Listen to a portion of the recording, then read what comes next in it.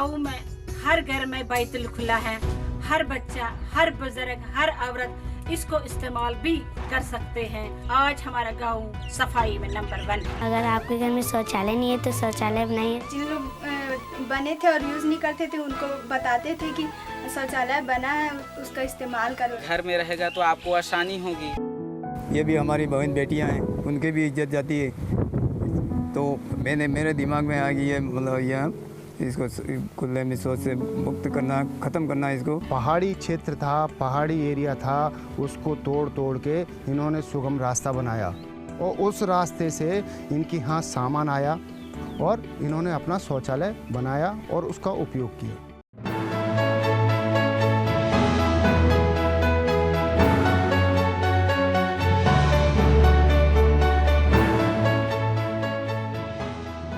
ഭാരതത്തിന്റെ സ്വച്ഛ അഭിയാൻ സാധാരണക്കാരുടെ പങ്കാളിത്തത്തോടെ ഒരു ബഹുജന പ്രസ്ഥാനമായി മാറിക്കഴിഞ്ഞു. ചർക്ക കറക്കി മഹാത്മാഗാന്ധി സ്വരാജുമായി ആളുകളെ ബന്ധിപ്പിച്ചതുപോലെ ബ്രിട്ടീഷ് സർക്കാർ ഇന്ത്യ വിടാൻ നിർബന്ധിതരാകും വിധം അന്നൊരു പ്രസ്ഥാനം ഉടലെടുത്തു. മാലിന്യത്തിനെതിരെ പോരാടാനുള്ള മനോഭാവം വികസിപ്പിക്കാൻ സ്വതന്ത്ര ഇന്ത്യയുടെ ഒരേ ഒരു പ്രസ്ഥാനമായി സ്വച്ഛ് ഭാരത് അഭിയാൻ അതിന്റെ സ്ഥാനം ഉറപ്പിച്ചു. ഈ പദ്ധതി ആളുകളുടെ പെരുമാറ്റത്തിൽ മാറ്റം കൊണ്ടുവന്നു. പ്രധാനമന്ത്രി നരേന്ദ്രമോദിയുടെ നേതൃത്വത്തിലുള്ള അപാരമായ ആത്മവിശ്വാസം അത്തരമൊരു അന്തരീക്ഷം സൃഷ്ടിച്ചു. ഇന്ന് രാജ്യം മുഴുവൻ വെളിയിട വിസർജന വിമുക്തമായി മാറിയിരിക്കുന്നു. 2014 കേന്ദ്രത്തിൽ അധികാരത്തിൽ വന്നയുടൻ തന്നെ പ്രധാനമന്ത്രി നരേന്ദ്രമോദിയുടെ സർക്കാർ ഈ ലക്ഷ്യം മുന്നോട്ട് വച്ചിരുന്നു. आपको लगता होगा क्या लाल किले से सफाई की बात करना, लाल किले से टॉयलेट की बात बताना, ये कैसा प्रधानमंत्री है? भाइयों बहनों, मैं नहीं जानता हूं मेरी कैसी आलोचना होगी, इसे कैसे लिया जाए, लेकिन मैं मन से मानता हूं। मैं गरीब परिवार से आया हूं, मैंने गरीबी देखी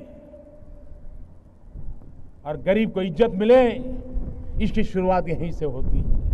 हिंदुस्तान की सभी स्कूलों में टॉयलेट हो, बच्चियों के लिए अलग टॉयलेट हो, तभी तो हमारी बच्चियां स्कूल छोड़ करके भागेगी नहीं। പ്രധാനമന്ത്രിയുടെ വ്യക്തിത്വവും നേതൃത്വവും ഈ പരിപാടിക്ക് ശക്തി പകർന്നു. അവരുടെ പ്രധാനമന്ത്രി തന്നെ ശുചിത്വത്തിനായി സ്വയം ചൂലെടുത്തിറങ്ങിയപ്പോൾ രാജ്യത്തെ ജനങ്ങൾ മുഴുവൻ കൈകോർത്ത് പ്രസ്ഥാനത്തോടൊപ്പം നീങ്ങി. ഒരാളിൽ തുടങ്ങി അത് ഇരട്ടിയായി ആയിരങ്ങൾ പിന്നിട്ട് ദശലക്ഷം കൈകൾ ആ പ്രസ്ഥാനത്തോടൊപ്പം ഉയർന്നു. മാലിന്യം എന്ന തിന്മ ഇല്ലാതാകാൻ തുടങ്ങി. രാജ്യം മെല്ലെ ശുചിത്വത്തിലേക്ക് നീങ്ങി. വിമർശകരെ കുറിച്ച് ആശങ്കപ്പെടാതെ ഗ്രാമത്തിലെ പാവപ്പെട്ടവരുടെ ഈ അടിസ്ഥാന പ്രശ്നം ഇല്ലാതാക്കാൻ പ്രധാനമന്ത്രി തീരുമാനിച്ചു.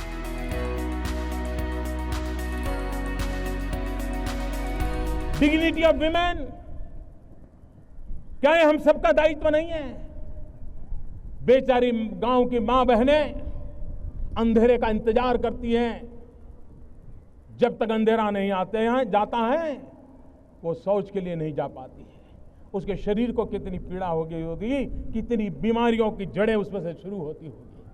क्या हमारी मां बहनों की इज्जत के लिए हम कम से कम शौचालय का प्रबंध नहीं कर सकते? സ്വച്ഛ അഭിയാൻ വിജയിപ്പിക്കുന്നതിൽ ഏറ്റവും വലിയ സംഭാവന സ്വച്ഛാഗ്രഹികൾ നൽകി. ദേശമെമ്പാടും ലക്ഷക്കണക്കിന് ജനങ്ങൾ, പ്രത്യേകിച്ചും സ്ത്രീകൾ ഇതിനായി മുന്നോട്ടിറങ്ങി.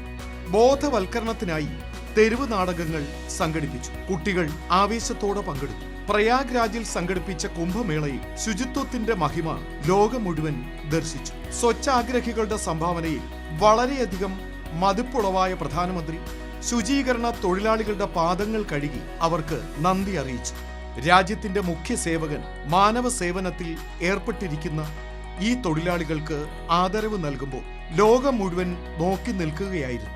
വെളിയിട മലമൂത്ര വിസർജനം ഇല്ലാതാക്കാൻ ആഗോളതലത്തിൽ 2030ഓടെയാണ് ലക്ഷ്യമിട്ടിരുന്നതെങ്കിലും 2019 തന്നെ ഇന്ത്യ അത് കൈവരിക്കുകയും വെളിയിട വിസർജനത്തിൽ നിന്നുള്ള സ്വാതന്ത്ര്യത്തിന്റെ മാതൃക മുന്നോട്ട് വയ്ക്കുകയും ചെയ്തു. രാജ്യത്തുടനീളം ശൗചാലയങ്ങൾ നിർമ്മിക്കുക എന്നതായിരുന്നു ശുചിത്വ പ്രചാരണത്തിന്റെ ഏറ്റവും വലിയ വെല്ലുവിളി. 2014 വരെ രാജ്യത്ത് 38% വീടുകളിൽ മാത്രമേ ശൗചാലയം ഉണ്ടായിരുന്നുള്ളൂ. 2019ഓടെ അത് 100% മാറിയിരിക്കുന്നു. ഇന്ത്യയുടെ ഈ നേട്ടത്തിൽ മതിപ്പുളവാക്കിയ Melinda Gates Foundation Global Goalkeeper Award പ്രധാനമന്ത്രിക്ക് സമ്മാനിച്ചു. स्वच्छ भारत मिशन लाखों जिंदगियों के बचने का माध्यम बना है. WHO की ही रिपोर्ट है कि स्वच्छ भारत की वजह से 3 लाख जिंदगियों को बचाने की संभावना बनी है. इसी तरह यूनिसेफ ने अनुमान लगाया है कि गांव में रहने वाला हर वो परिवार जो अपने घरों में शौचालय बनवा रहा है उसे कम से कम 50,000 रुपये की बचत हो रही है. इस संयुक्त राष्ट्र के लक्ष्यों को भी प्राप्त करने में अहम भूमिका निभाई. രാജ്യത്ത് ശുചിത്വ സർവേയുടെ യുഗം ആരംഭിച്ചു. സംസ്ഥാനങ്ങളിലും നഗരങ്ങളിലും ശുചിത്വത്തിനായി ഒരു മത്സരം തന്നെ ഉടലെടുത്തു. പരസ്പരം മുന്നോട്ടു പോകാനുള്ള ആഗ്രഹത്തിൽ ശുചിത്വ പ്രചരണം കൂടുതൽ ശക്തമാക്കി. ശുചിത്വ സർവേയിൽ ഇൻഡോർ മികച്ച മാതൃക സൃഷ്ടിച്ചു. തുടർച്ചയായി ശുചിത്വ റാങ്കിങ്ങിൽ ഒന്നാമതെത്തി പുതിയ നാഴികക്കല്ലുകൾ സൃഷ്ടിച്ചു. हाँ, स्वच्छता की थाम के डोर फिर बनेगा ये सिरमौर. हैट्रिक चौका लगा दिया अब चारों ओर है शोर. पंच लगाएगा इंदौर. എന്നാൽ അതേസമയം മറ്റ് സംസ്ഥാനങ്ങളും നഗരങ്ങളും മത്സരത്തിൽ മുന്നേറുന്നത് തുടർന്നു. പൊതുജന പങ്കാളിത്തം സജീവമായി ഉൾച്ചേർത്താൽ മാത്രമേ ഈ ശുചിത്വ യജ്ഞം വിജയിക്കുകയായിരുന്നുള്ളൂ. സെലിബ്രിറ്റികളും ഈ പ്രവർത്തനത്തിൽ സജീവമായി പങ്കെടുത്തു. जब गांव वाले लगे परिवार जैसे तो हुआ ना गांव भी घर जैसा. तो चलो मिलके गांव को भी घर जैसा साफ रखते हैं और अपना नाम रोशन करते हैं. भारत के घर घर में शौचालय खुला. अब खुले में जाना बंद, रखो दरवाजा बंद. हेलो, शिल्पा बोल रही हूँ. शिल्पा? शिल्पा शेट्टी. दरअसल आपकी बालकनी से कुछ गिर गया है. क्या? आपके घर का कूड़ा गिर गया है जो आप रोज गिराती हैं. कहो तो वापस भिजवा दूं. आप तय कर लो, आसपास की सफाई या इज्जत का कचरा. अरे अरे, पहले अपने हाथों में जादू चलाओ. सबसे पहले होता है हाँ, फिर हाथ पे नाचे. शाबाश, हाथ से होता फिर और फिर घूम के आगे पीछे. खेलो खेलो खेलो तब और फिर चलाओ नाखूनों का. हाथ करे फिर पानी में छम छम छम छम, क्योंकि साथ हाथ में ही है. एक शौच के लिए इतना गुस्सा. ടോയ്ലറ്റ് പോലുള്ള ഒരു വിഷയത്തെ ആസ്പദമാക്കി ഒരു സിനിമ തന്നെ നിർമ്മിച്ചു. ആളുകൾ അവ ഇഷ്ടപ്പെടുകയും പാഠങ്ങൾ പഠിക്കുകയും ചെയ്തു. पर हम तो औरतें हैं, हमें तो हर चीज के लिए ज्यादा मेहनत करनी पड़ेगी. अब बीवी वापस आए ना आए, संडास तो लाके छोड़ूंगा इस गांव में. राधे राधे. ഗ്രാമാന്തരങ്ങളിൽ സ്വച്ഛാഗ്രഹികൾ ഉയർന്നു വന്നു. സ്ത്രീകൾ വമ്പിച്ച തോതിൽ ഇതിൽ അണിനിരന്നു. ശുചിത്വ പ്രവർത്തനത്തിന്റെ ആദ്യഘട്ടം 2019 വിജയകരമായി പൂർത്തിയാക്കി. വെളിയിട വിസർജനം അവസാനിപ്പിക്കാനുള്ള മനോഭാവം നിലനിർത്തിക്കൊണ്ട് ഈ ക്യാമ്പയിൻ ഖര ദ്രാവക മാലിന്യ സംസ്കരണത്തിന് പ്രാമുഖ്യം നൽകിക്കൊണ്ട് രണ്ടാം ഘട്ടത്തിലേക്ക് പ്രവേശിച്ചു. ODF+ എന്നാണ് ഇതിന് പേര് നൽകിയിരിക്കുന്നത്. മാലിന്യത്തിൽ നിന്നും ജൈവവളം ഉത്പാദിപ്പിക്കുവാൻ പുതിയ സംരംഭങ്ങൾ ഉയർന്നു വന്നു. അഹമ്മദാബാദ് മുനിസിപ്പൽ കോർപ്പറേഷൻ ഈ രംഗത്ത് നടത്തിയ പ്രവർത്തനങ്ങൾ മികച്ച ഉദാഹരണമാണ്. ഭാരതത്തിൽ നിന്നും മാലിന്യം ഇല്ലാതാകാനുള്ള എന്ന യജ്ഞത്തിന്റെ ഭാഗമാണ് ഈ കമ്പോസ്റ്റിംഗ് മെഷീൻ.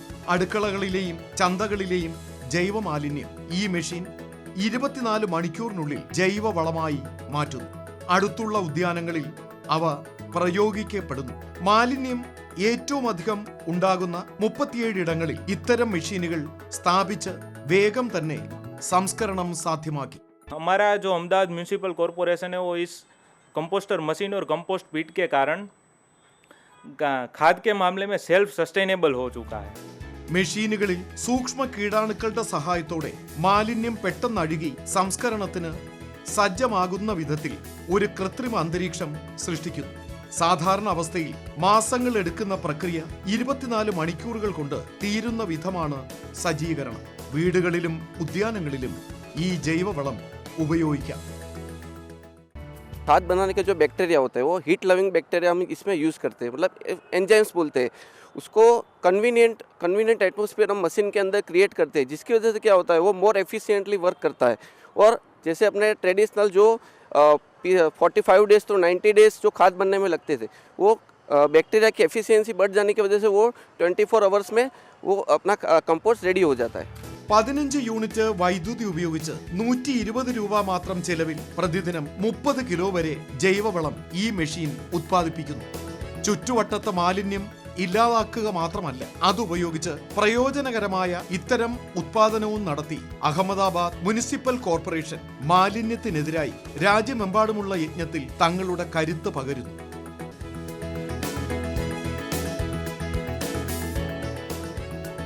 ഇന്ത്യയിലെ നദികളുടെ ശുചിത്വ ക്യാമ്പയിനിൽ ഉൾപ്പെടുത്തിയിട്ടുണ്ട്. നദികളുടെ ശുചിത്വം രാജ്യമെമ്പാടുമുള്ള പ്രചാരണമായി പ്രധാനമന്ത്രി നരേന്ദ്രമോദി ഉയർത്തി. വാരാണസിയിലെ അസി ഘാട്ടിലെ ശുചീകരണത്തിനായി തൂമ്പ എടുത്തുകൊണ്ട് പ്രധാനമന്ത്രി ഒരു വലിയ സന്ദേശം നൽകി. നദികൾ ഇന്ത്യയുടെ വികസന യാത്രയുടെ അവിഭാജ്യ ഘടകമാണെന്നും അവ എന്ത് വില കൊടുത്തും വൃത്തിയായി സൂക്ഷിക്കണമെന്നും ഇതിന് കീഴിൽ നിർമ്മൽ ഗംഗാ പദ്ധതി മുന്നോട്ടു പോകാൻ തുടങ്ങി. ശുചിത്വ പ്രചാരണം കാരണം ഗംഗയുടെ തീരത്ത് മാലിന്യം തള്ളുന്ന പ്രവണത കുറയുകയും ഗംഗമാതാവിനെ മലിനമാക്കരുത് എന്ന ചിന്ത ശക്തമാവുകയും ചെയ്തു.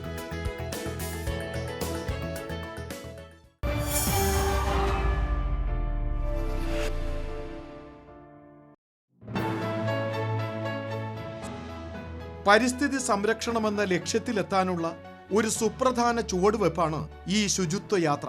നമുക്ക് ചുറ്റുമുള്ള മാലിന്യം അകറ്റുകയാണെങ്കിൽ നമുക്ക് ചുറ്റും രോഗം വ്യാപിക്കുന്നത് തടയാം. ശുദ്ധമായ വായുവും ജലവും എല്ലാവരുടെയും അവകാശമാണ്. അത് പാവങ്ങൾക്ക് ഗുണം ചെയ്യുമെന്ന് വ്യക്തമാണ്. പരിസ്ഥിതി സംരക്ഷണത്തിലൂടെ പാവപ്പെട്ടവർക്കുള്ള നേട്ടങ്ങൾ, കാലാവസ്ഥാ സംരക്ഷണത്തിലൂടെ കാലാവസ്ഥാ നീതി സംബന്ധിച്ച പ്രധാനമന്ത്രിയുടെ കാഴ്ചപ്പാടിന്റെ പ്രസക്തി വർദ്ധിപ്പിക്കുന്നു. ജലമലിനീകരണം ഒഴിവാക്കാനുള്ള ഏറ്റവും വലിയ പദ്ധതിയാണ് നമാമി ഗംഗെ എന്ന് തെളിയിക്കപ്പെടുന്നു. നദികളുടെ തീരങ്ങളും പരിസര പ്രദേശങ്ങളും അഴുക്കും മലിനീകരണവും ഒഴിവാക്കുന്നു. ഗംഗയുടെ തീരത്തുള്ള STP പ്ലാന്റുകൾ ഇതിൽ സജീവ പങ്ക് വഹിക്കുന്നുണ്ട്. ഫാക്ടറികൾ, പവർ പ്ലാന്റുകൾ, വാഹനങ്ങൾ എന്നിവയിൽ നിന്നുള്ള പുകയാണ് അന്തരീക്ഷ മലിനീകരണത്തിനുള്ള ഏറ്റവും വലിയ കാരണം. അവയിൽ നിന്ന് പുറപ്പെടുന്ന പുകയും വിഷവാതകങ്ങളും നമ്മുടെ ആരോഗ്യത്തെ മോശമായി ബാധിക്കുന്നു. കാർബൺ ഉദ്വമനം കുറയ്ക്കുന്നതിന് ഇന്ത്യ വലിയതും കഠിനവുമായ നിരവധി നടപടികൾ കൈക്കൊണ്ടിട്ടുണ്ട്. രാജ്യത്തുടനീളമുള്ള പുതിയ വാഹനങ്ങൾ BS6 നിലവാരത്തിലുള്ളതായിരിക്കും. പഴയ ഡീസൽ, പെട്രോൾ വാഹനങ്ങൾ ഓടിക്കുന്നത് നിരോധിച്ചിരിക്കുന്നു. ഹരിത ഇന്ധനമെന്ന ലക്ഷ്യത്തിനായി പെട്രോൾ, എത്തനോൾ ബ്ലൈൻഡിംഗ് പ്രോത്സാഹിപ്പിക്കപ്പെടുന്നു. ഹൈഡ്രജൻ മിഷൻ ഹരിത ഊർജത്തിലേക്കുള്ള മറ്റൊരു സുപ്രധാന ചുവടുവെപ്പാണ്. CNG വാഹനങ്ങൾ, ഇലക്ട്രിക് വാഹനങ്ങൾ, ഹരിത ഇന്ധനം എന്നിവ പ്രോത്സാഹിപ്പിക്കപ്പെടുന്നു.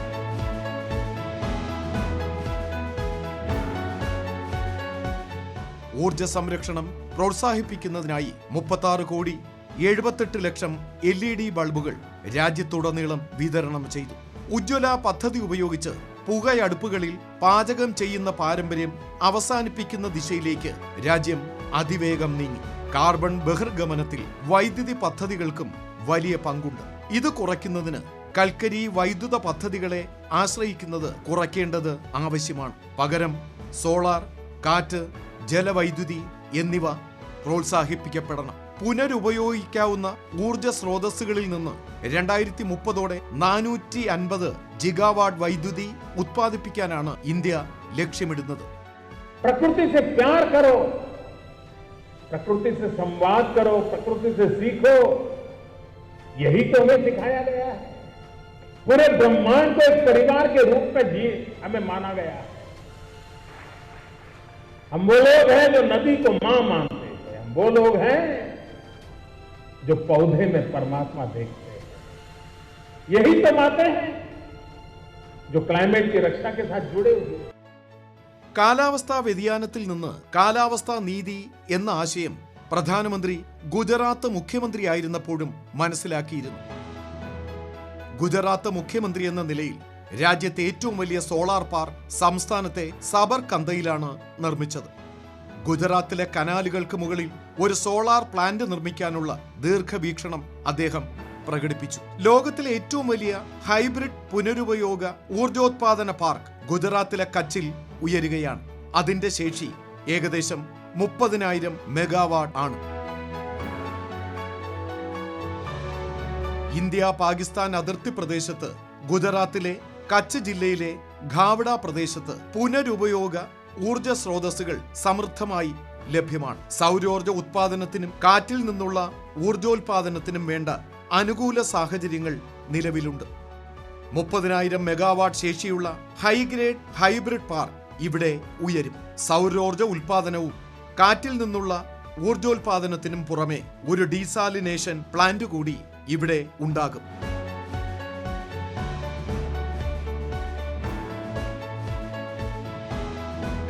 ലവണാംശം നിറഞ്ഞ കച്ച് പ്രദേശം കുടിവെള്ള ദൗർലഭ്യം അനുഭവപ്പെടുന്ന മേഖലയാണ്.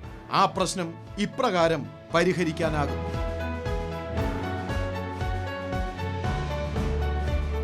കച്ചിലെ ഈ എനർജി പാർക്ക് ഈ പ്രദേശത്തിന്റെ വികസന സാധ്യതകൾ ശക്തിപ്പെടുത്തും. ഈ വികസനത്തിന് വേണ്ട വിശാലമായ ഭൂമിയുടെ ലഭ്യത ഇവിടെയുണ്ട്. ഏഷ്യയിലെ ഏറ്റവും വലിയ ഡീസാലിനേഷൻ പ്ലാന്റും എനർജി പാർക്കും പ്രവർത്തിച്ചു തുടങ്ങുന്നതോടെ കച്ച് വമ്പിച്ച നിക്ഷേപം ആകർഷിക്കും എന്നതിൽ സംശയമില്ല.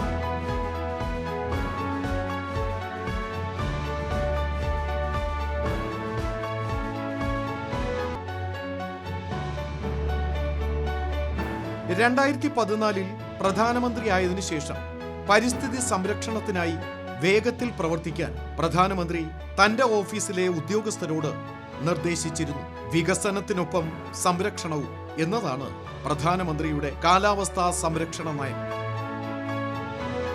ഒറ്റത്തവണ ഉപയോഗിക്കുന്ന പ്ലാസ്റ്റിക്കിന്റെ ഉപയോഗം നിർത്താനുള്ള മനോഭാവം ശക്തിപ്പെടുത്തുന്നതിനായി പ്രധാനമന്ത്രി തന്നെ മഹാബലേശ്വറിലെ കടൽത്തീരത്ത് പ്ലാസ്റ്റിക് മാലിന്യങ്ങൾ നീക്കം ചെയ്തു. പ്രധാനമന്ത്രിയുടെ നീക്കം കണ്ട് രാജ്യം മുഴുവൻ പ്രചോദനം ഉൾക്കൊണ്ടു. ഇന്ത്യക്കകത്തും ആഗോള വേദികളിലും കാലാവസ്ഥാ സംരക്ഷണത്തിന് ഒരു നേതൃത്വപരമായ പങ്ക് പ്രധാനമന്ത്രി സൃഷ്ടിച്ചിട്ടുണ്ട്. ഇന്റർനാഷണൽ സോളാർ അലയൻസ് ഇതിന് ഉദാഹരണമാണ്. ഏകദേശം 80 അംഗരാജ്യങ്ങളുള്ള ഇതിന്റെ ആസ്ഥാനം ഇന്ത്യയിലാണ്.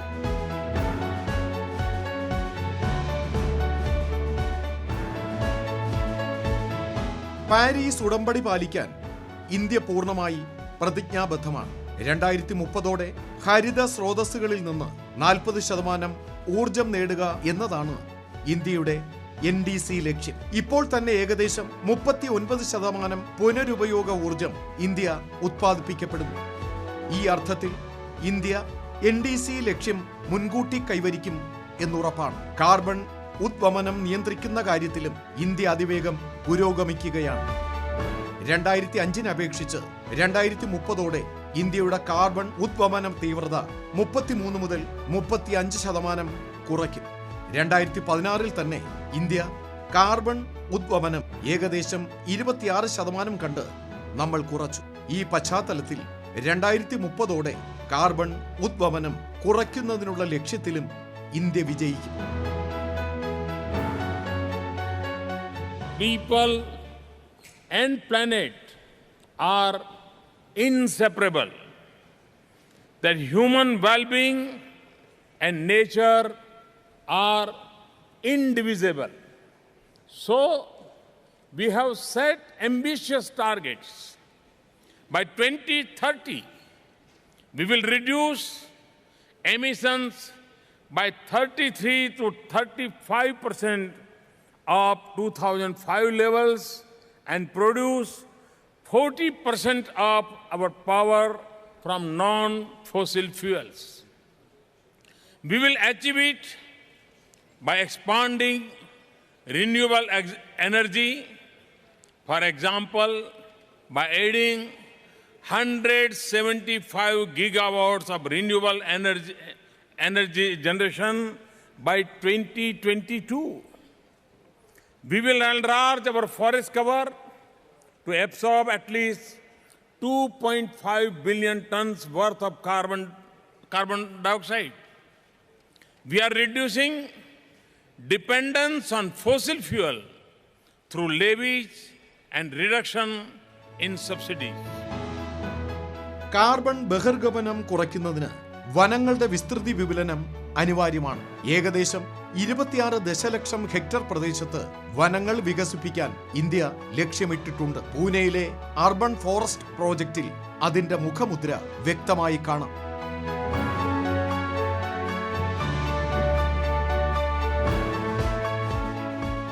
പൂനെയിലെ പശ്ചിമഘട്ട മലമടക്കുകളിലെ ഒരു നീർത്തട പ്രദേശമാണ് വാജറ. അടുത്തുള്ള കൃഷിസ്ഥലങ്ങൾക്ക് ജലസേചനം ഉറപ്പാക്കുന്ന പ്രദേശം. 1970-കൾക്ക് ശേഷം പൂനെ മേഖലയിലെ ജനസംഖ്യ കുത്തനെ ഉയർന്നതിന് ശേഷം വലിയ മാറ്റങ്ങൾ ഈ പ്രദേശത്തിന് സംഭവിച്ചു. ഒരു ഗ്രാമമെന്ന നിലയിൽ നിന്നും പൂനെയുടെ ഉപനഗരമായി വാജറയെ മാറി. പ്രധാനമന്ത്രി നരേന്ദ്രമോദിയുടെ നേതൃത്വത്തിന് കീഴിൽ തരിശു സ്ഥലങ്ങളിൽ ഹരിതാഭ വിരിയിക്കാൻ മഹത്വമേറിയ പദ്ധതികൾ തയ്യാറായി. നഗര വനവൽക്കരണ പദ്ധതി ആരംഭിച്ചു. വാജറയിൽ ഇത്തരത്തിൽ 16.8 ഹെക്ടർ പ്രദേശം തരിശ് കിടന്നിരുന്നു. കുറച്ചുനാൾ മുമ്പ് വരെ ഈ മലമ്പ്രദേശം പൂർണ്ണമായും തരിശ് കിടന്നിരുന്നു. സമീപവാസികൾക്ക് നഗരമാലിന്യം വലിച്ചെറിയാനുള്ള സ്ഥലം മാത്രമായിരുന്നു ഇത്. കയ്യേറ്റങ്ങൾ നിരവധിയായിരുന്നു. വികസനത്തിനും പരിസ്ഥിതിക്കുമിടയിൽ സന്തുലിതാവസ്ഥ കൊണ്ടുവരാൻ ഉദ്യമിച്ച് നിരവധി സർക്കാർ ഏജൻസികളും NGOകളും രംഗത്ത് വന്നു. ഈ തരിശു പ്രദേശങ്ങളിൽ 6 മുതൽ 8 അടി വരെ ഉയരമുള്ള മരങ്ങൾ വെച്ചുപിടിപ്പിച്ചു. ഈ പങ്കാളിത്ത മാതൃകയിൽ പിറന്ന വനവൽക്കരണ ശ്രമങ്ങൾ നല്ലൊരു മാതൃകയാണ് സ്മൃതി വനങ്ങൾ. ഇവിടെ തങ്ങളുടെ പ്രിയപ്പെട്ടവരുടെ ഓർമ്മകളിൽ ബന്ധുക്കൾ വൃക്ഷത്തൈകൾ നട്ടു. 2015-നും 2017-നും ഇടയിൽ CSR പദ്ധതിക്ക് കീഴിൽ 8 അടി ഉയരമുള്ള 9,000 വൃക്ഷങ്ങൾ നട്ടുപിടിപ്പിച്ചു. ഇന്ന് ആ മരങ്ങൾ 20 മുതൽ 30 അടി വരെ ഉയരത്തിൽ വളർന്നു കഴിഞ്ഞു. ഒരിക്കൽ ഉപേക്ഷിക്കപ്പെട്ട ഈ പ്രദേശം ഇന്ന് മരങ്ങളും ചെടികളും ജൈവ വൈവിധ്യങ്ങളും കൊണ്ട് സമൃദ്ധമാണ്. ടൺ കണക്കിന് ഓക്സിജൻ ഉത്പാദനം പ്രകൃതിയിൽ സംഭവിക്കുന്നു. കാർബൺ ആഗിരണം ചെയ്യുന്നു. മരങ്ങൾക്കാവശ്യമായ ജലത്തിനു വേണ്ടി 5 വലിയ കുളങ്ങളും ഇവിടെ സൃഷ്ടിച്ചു. പച്ചപ്പ് നിറഞ്ഞ ഈ പ്രദേശം ഇന്ന് പ്രകൃതി സ്നേഹികൾക്ക് ഒരു അനുഗ്രഹമായി മാറിക്കഴിഞ്ഞു. നഗര വനവൽക്കരണങ്ങൾ അങ്ങനെ പരിസ്ഥിതിയുടെ സന്തുലിതാവസ്ഥ തിരിച്ചുപിടിക്കാൻ സഹായിക്കുന്നു. പരിസ്ഥിതിയുടെയും സാമൂഹ്യ വികസനത്തിനുമിടയിലെ പാലം തീർക്കുന്നു. പല നഗരങ്ങളിലും ഉദ്യാനങ്ങളുണ്ട്, എന്നാൽ വനങ്ങളില്ല. ഇനി വരുന്ന കുറച്ചു വർഷങ്ങൾക്കുള്ളിൽ 2000 നഗരവനങ്ങൾ രൂപം കൊള്ളും. വനസമ്പത്തും ജന്തുവൈവിധ്യവും അവയുടെ സംരക്ഷണവും നമ്മുടെ പ്രധാനപ്പെട്ട ലക്ഷ്യങ്ങളിൽ പെട്ടതാണ്. ഭാരതം ഈ ദിശയിൽ നിർണായകമായ നേട്ടങ്ങൾ കരസ്ഥമാക്കി കഴിഞ്ഞു. കടുവാ സംരക്ഷണത്തിന്റെ കാര്യത്തിൽ ഇത് പ്രകടമാണ്. ഹരിത സാങ്കേതിക വിദ്യകൾ സജീവമായി സ്വീകരിക്കുന്നതിലൂടെ പാരീസ് ഉടമ്പടിയുടെ കീഴിലെ ഇന്ത്യയുടെ ലക്ഷ്യങ്ങൾ നിറവേറ്റുന്നതിന്റെ വേഗത കൈവരിക്കാൻ സാധിക്കും.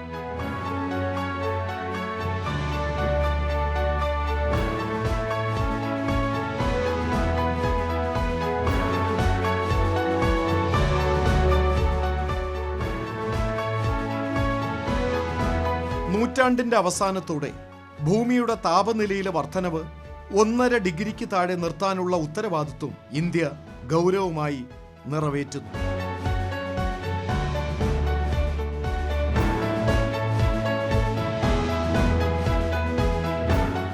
പ്രധാനമന്ത്രിയുടെ സ്വച്ഛ് ഭാരത് യജ്ഞം, ഗ്രീൻ എനർജിയുടെ പ്രോത്സാഹനം, ഉജ്ജ്വല യോജന, നമാമി ഗംഗെ എന്നീ നിരവധി ബൃഹത് ഉദ്യമങ്ങൾ രാജ്യത്തെ ശുചിയോടെയും ആരോഗ്യത്തോടെയും വികസനത്തിന്റെ പുതിയ ഉയരങ്ങൾ കീഴടക്കാൻ പ്രാപ്തമാക്കുന്നു. സാമർഥ്യമുള്ള നേതൃത്വവും ദീർഘവീക്ഷണവും ഈ യാത്രയുടെ ആധാരശിലകളായി മാറുന്നു.